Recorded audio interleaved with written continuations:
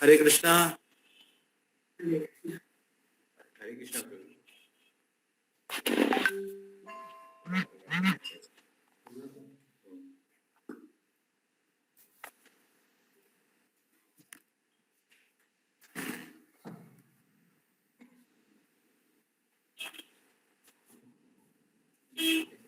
Okay, I am audible to everyone. सब लोग सुन पा रहे हैं?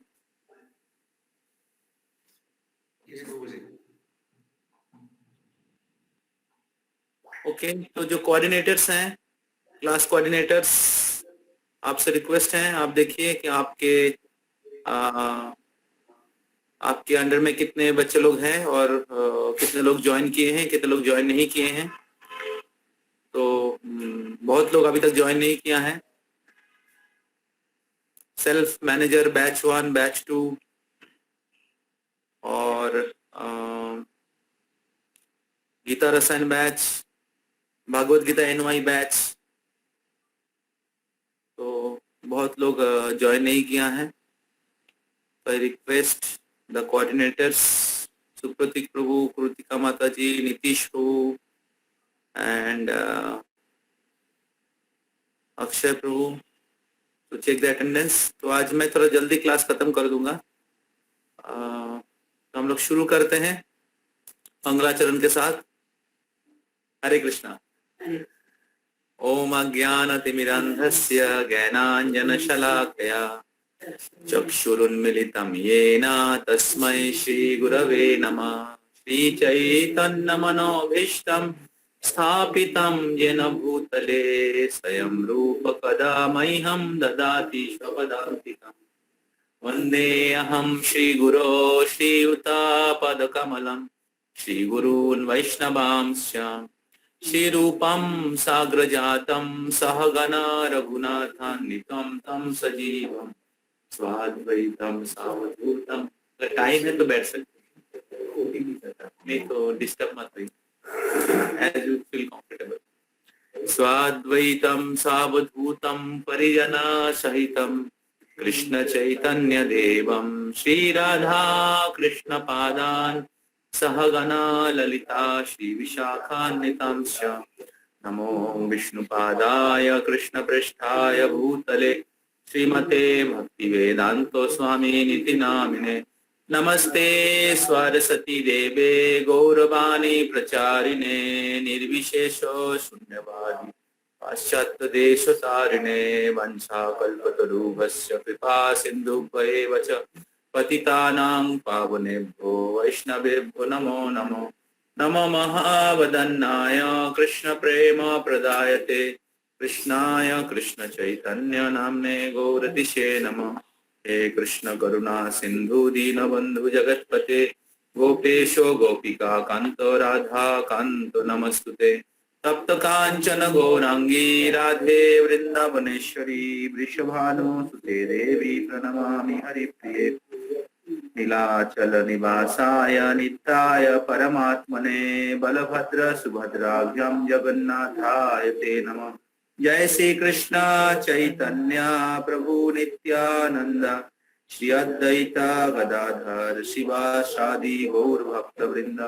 हरे कृष्णा कृष्ण कृष्ण हरे हरे, हरे राम राम राम हरे हरे।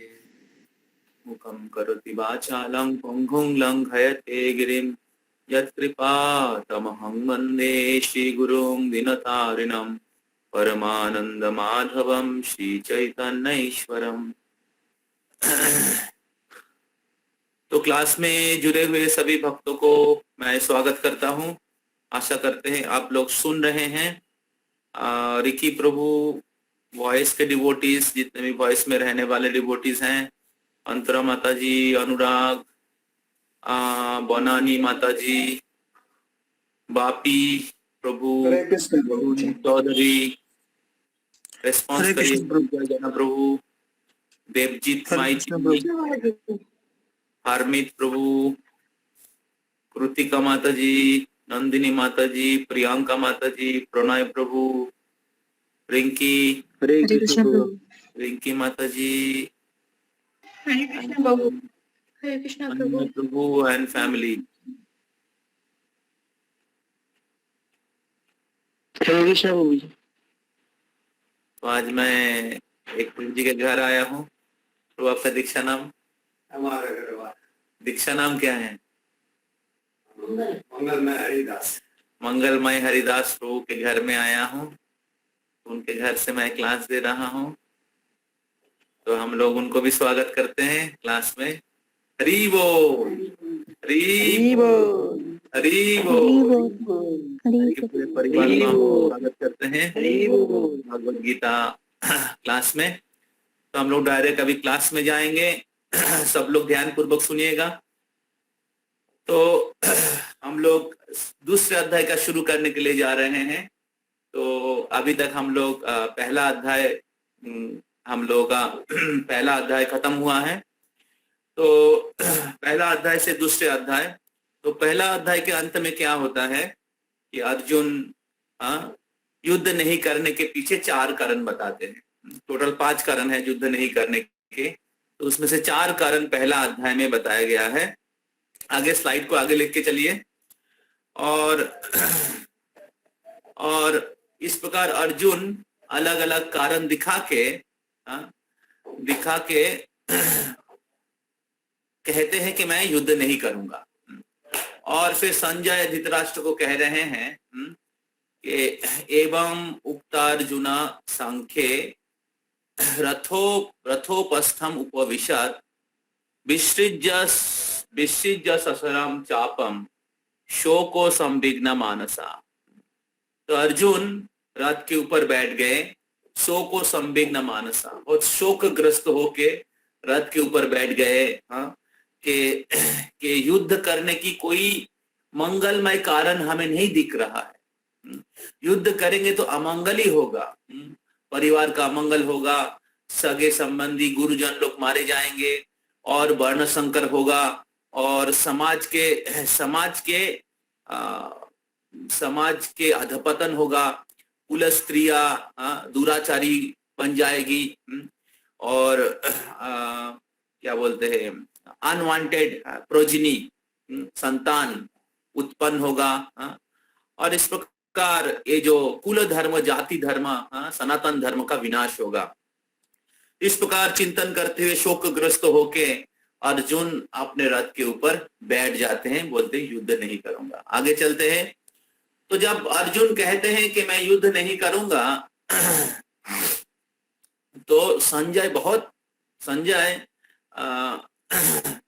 संजय ये बात बताते हैं धृतराष्ट्र को, और धृतराष्ट्र सुन के बहुत खुश हो जाता है। धृतराष्ट्र सुन के बहुत खुश हो जाता है कि ये तो बहुत अच्छा हुआ, मैं सोचा भी नहीं था। ये तो बिना मेघ से ही बरसात हो रहा है, बिना मेघ से ही बरसात हो रहा है, बिना खेलते हुए मैच जीत जाएंगे, बिना युद्ध से राज्य प्राप्त हो जाएंगे, ये तो मैं सपने में भी नहीं सोचा था। तो बहुत खुश हो जाते हैं। तो अर्जुन मोहग्रस्त हो जाते हैं और युद्ध नहीं करना चाहते हैं। और इसको देख के धृतराष्ट्र का हृदय में बहुत आनंद उत्पन्न होता है। और फिर जब धृतराष्ट्र के मन में आनंद उत्पन्न होता है, तब संजय बोलना शुरू करते हैं। तो दूसरे अध्याय का शुरुआत होता है संजय उवाच। तो संजय कहते हैं, आगे चलते हैं, थोड़ा आगे स्लाइड में चलते हैं हम लोग, लिंक उसमें ही बहुत बता दूंगा मैं।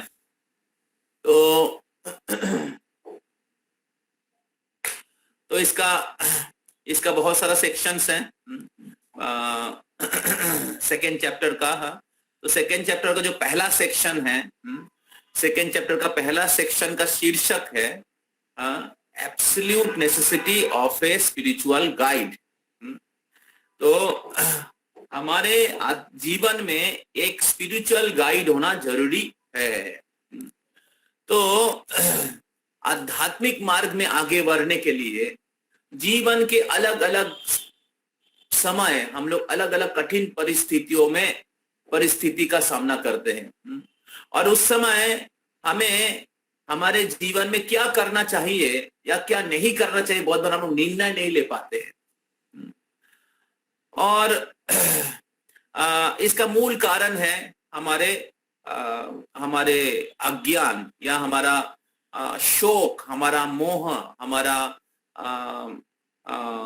भ्रम।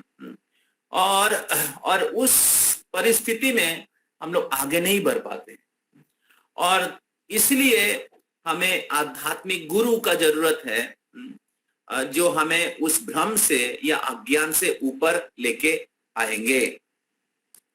मैं स्लाइड चेंज करने के लिए बोलूंगा तभी स्लाइड चेंज करिएगा, नहीं तो जहां पे रहिए, जहां पे रह थे वहां चले जाइए। तो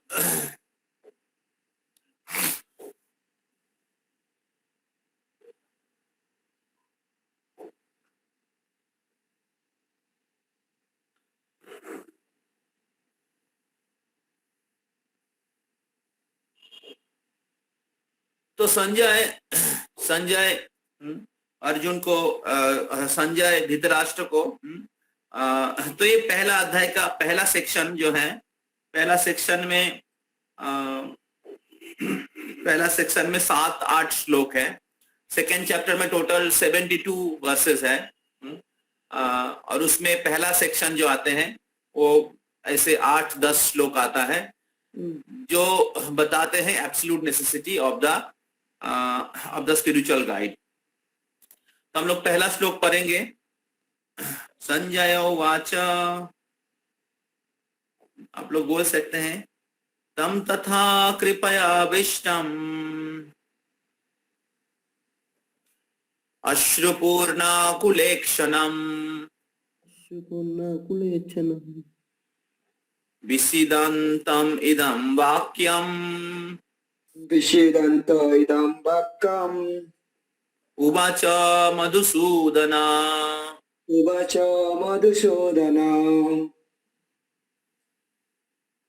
तो इसका अनुवाद इस प्रकार है। स्लाइड कौन चेंज कर रहा है? Who is changing the slide?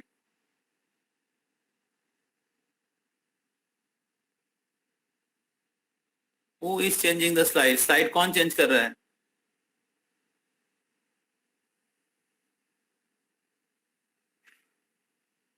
कोई नहीं चेंज कर रहा है क्या? হ্যাঁ প্রভু, আমি করছিলাম। কেন উল্টো পাল্টা কেন চেঞ্জ করছো?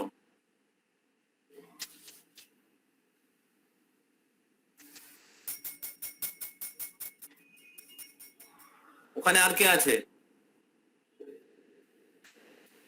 জয় প্রভু আছে প্রভু। আর আর তো কেউ নেই। প্রকাশ প্রভু? প্রকাশ প্রভু বাথরুমে আছেন, এই জাস্ট এলো। कृतिका माता जी, आप थोड़ा वेदावेस ओपन करिए, ठीक है? वेदावेस ओपन करके स्लाइड जो श्लोक है उसमें जाइए, ठीक है? और सुप्रतीक को जब स्लाइड चेंज करने के लिए बोलूंगा तभी चेंज करिए। आप थोड़ा पहले श्लोक पिछले स्लाइड में जाइए।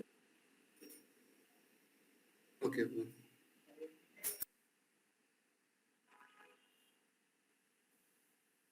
तो इधर संजय ने कहा, करुणा से व्याप्त शोक युक्त अश्रुपूरित नेत्रों वाले अर्जुन को देखकर मधुसूदन श्री कृष्ण ये शब्द कहे।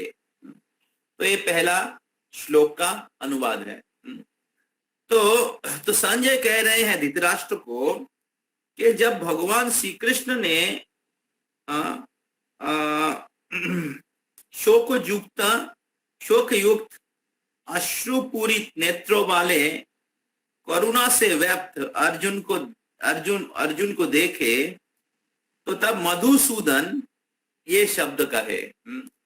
तो संजय ने कहा कि हे धृतराष्ट्र,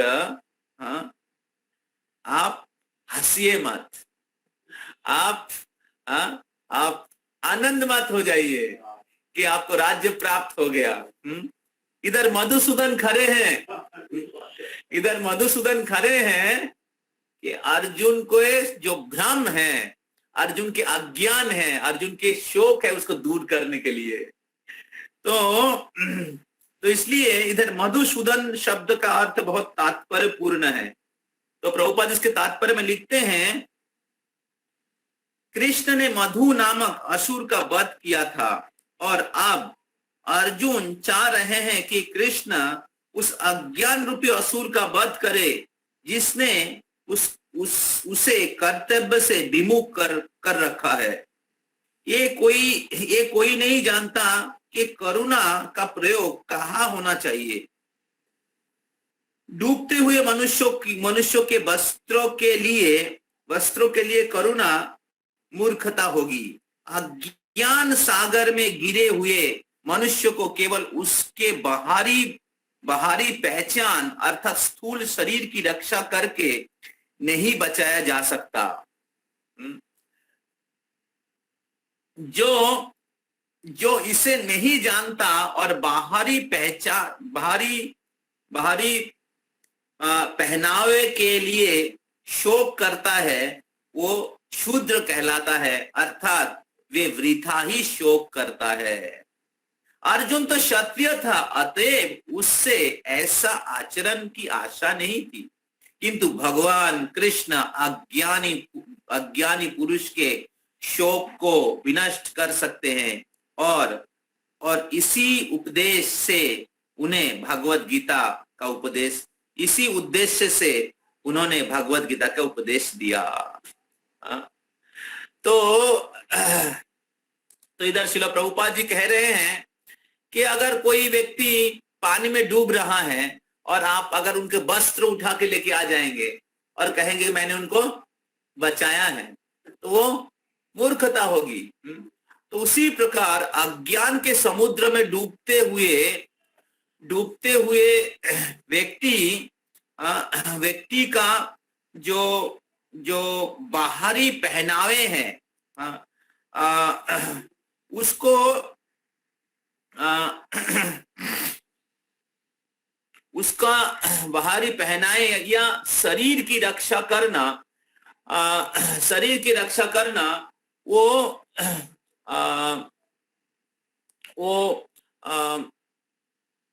क्या बोलते हैं, अपूर्ण है, वो अपूर्ण है, ये असत्य है। तो अज्ञान के समुद्र में गिरे हुए मनुष्य को केवल उसके बाहरी पहनावे अर्थात स्थूल शरीर की रक्षा करके नहीं बचाया जा सकता। जो अज्ञान के समुद्र में डूब रहे हैं, उनके बाहरी पहनावे को रक्षा करके या शरीर को रक्षा करके हम उनको बचा नहीं सकते हैं। तो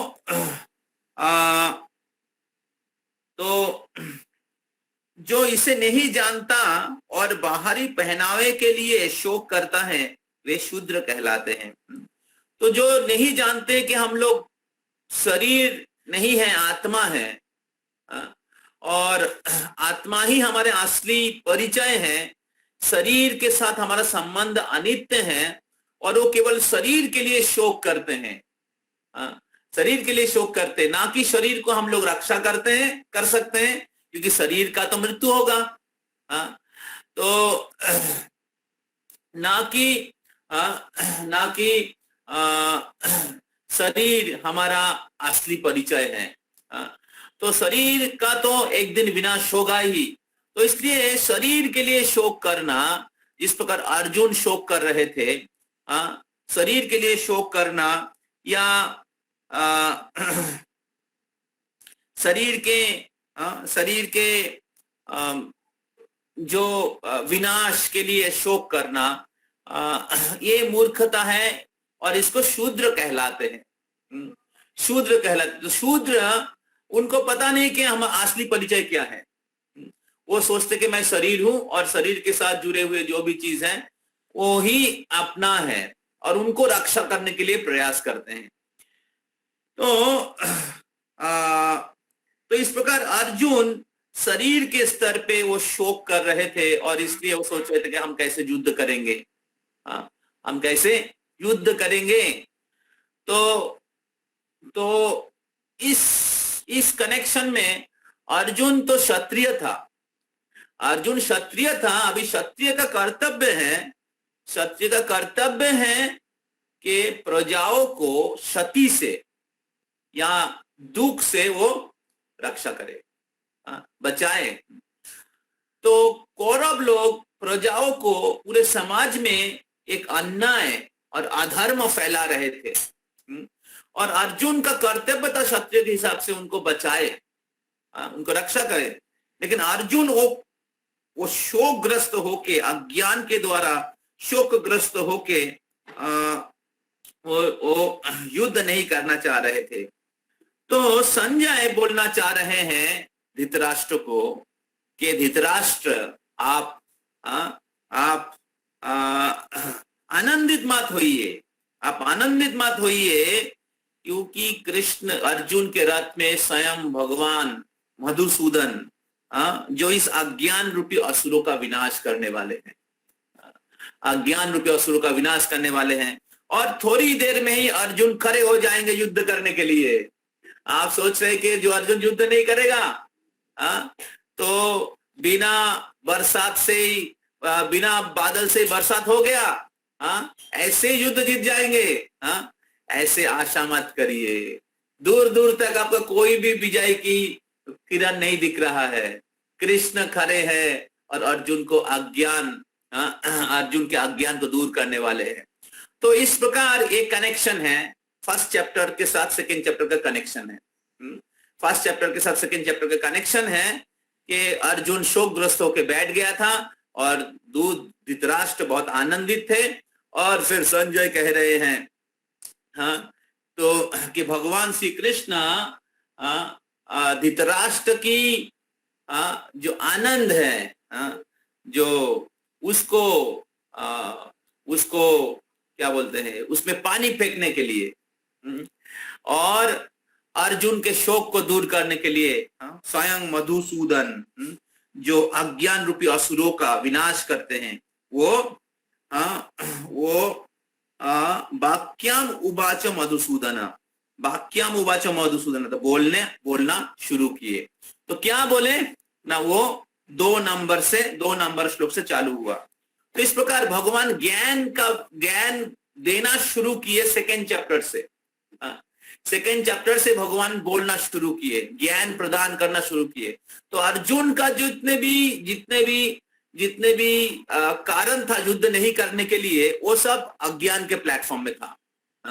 लग रहा है बाहर से बहुत सॉलिड रीजन बोल रहे हैं, सॉलिड कारण दिखा रहे हैं, लेकिन वो अलग अलग अज्ञान के स्तर में था। और इसलिए मधुसूदन जो भगवान ज्ञान प्रदान कर रहे हैं, तो कर्म शास्त्र होता है जो भौतिक सुख के बारे में बताते हैं हम लोगों को। कर्म शास्त्र, उसके ऊपर है धर्म शास्त्र।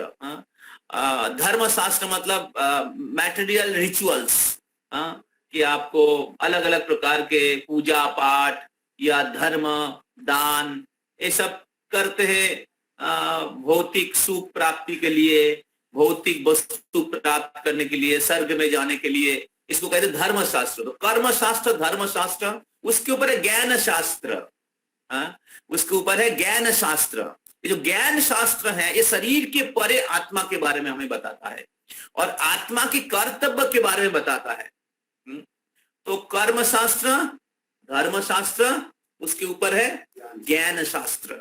तो अभी अर्जुन का जो पॉइंट था वो सब कर्म और धर्म के स्तर पे था, कर्म और धर्म के स्तर पे था। और भगवान श्री कृष्ण ज्ञान शास्त्र प्रदान कर रहे हैं, दिव्य ज्ञान, ये इटर्नल नॉलेज, शाश्वत ज्ञान, अविनाशी ज्ञान, अविनाशी आत्मा और अविनाशी भगवान, उनके बारे में ज्ञान प्रदान करने वाले हैं।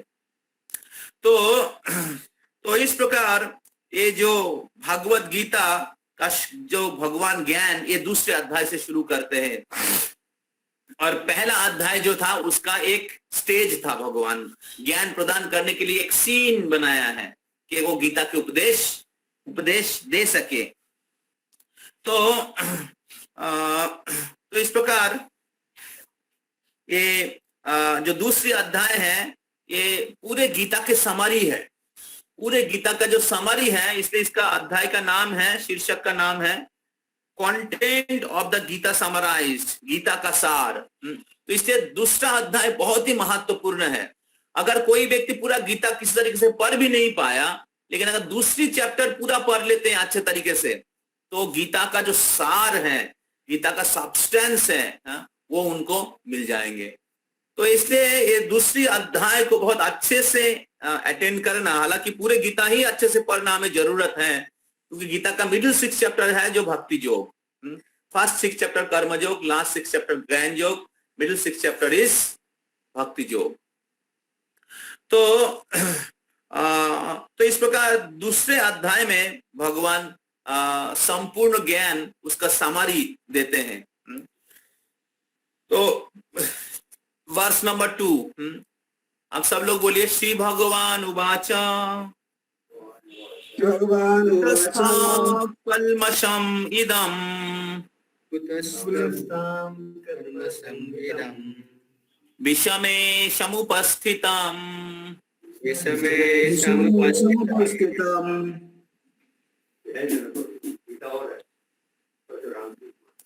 अनार्याजुष्टम् अस्वर्गम्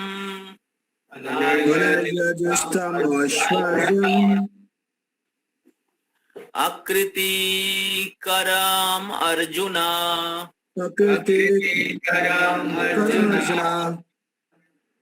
ओके, कोई अनुवाद पढ़िए।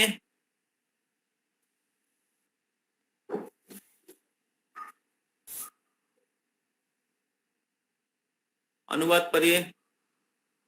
स्लाइड कौन चेंज कर रहा है?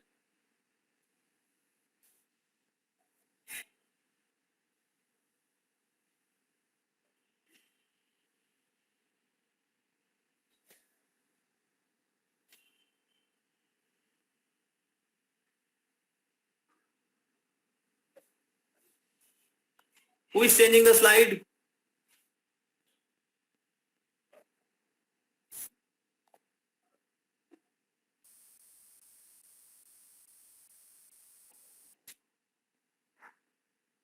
सुप्रतीक प्रभु।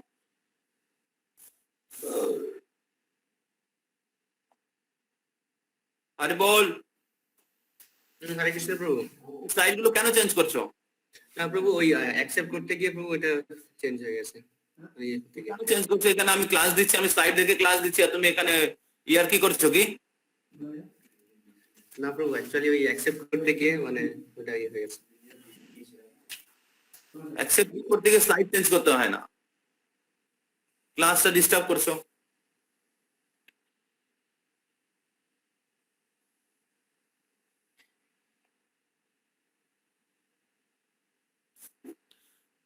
यस, कोई अनुवाद पढ़िए। इनके पास गीता है, अनुवाद पढ़िए।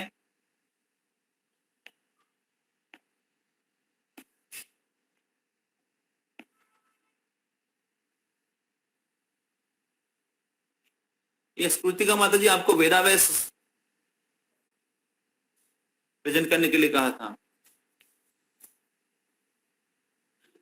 इसका मतलब आप लोगों की किसी के पास गीता नहीं है।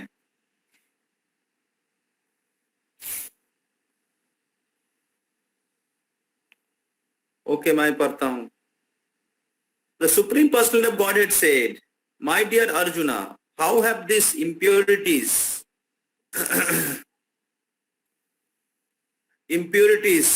come upon you? They are not at all befitting a man who knows the values of life. They lead not to higher planets but to infamy." तो इधर भगवान श्री कृष्ण कह रहे हैं, कुटस्था कल्मषम इदम विषमे समुपस्थितः, कि मेरे प्रिय अर्जुन, ये कैसे संभव हुआ आपके अंदर इतने सारे कल्मश आ गए? आपके अंदर इतना सारा कल्मश, ये कैसे संभव हुआ आपके अंदर इतना सारा कल्मश आ गए? तो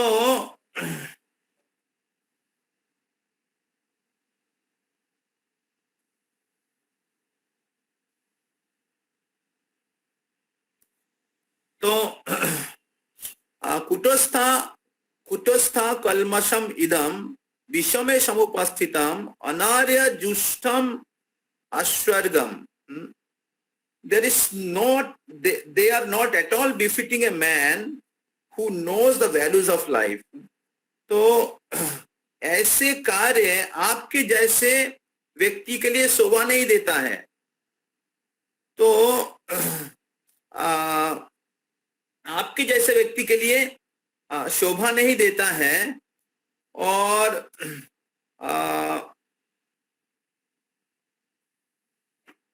विशेष करके जो व्यक्ति जीवन के वैल्यूज को, जीवन के उद्देश्य को जान चुके हैं, ऐसे व्यक्ति के लिए ऐसे कार्य शोभा नहीं देता है.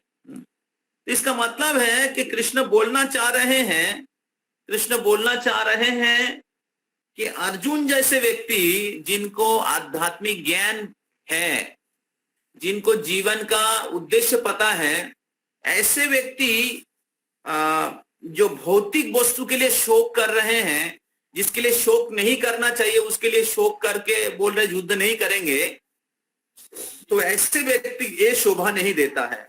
और फिर भगवान बोल रहे हैं दे लीड्स आकृति करम अर्जुना. तो ऐसे कार्य जो है ये आपको उच्च गति प्रदान नहीं करेगा, बल्कि आकृति, अपयश ही फैलाएगा. तो इस प्रकार इस श्लोक में भगवान अर्जुन को कह रहे हैं. तो इस श्लोक के तात्पर्य में प्रभुपाद जी लिखते हैं, इस श्लोक के तात्पर्य में प्रभुपाद जी लिखते हैं कि जब भगवान श्री कृष्ण बोलना शुरू किए तो तब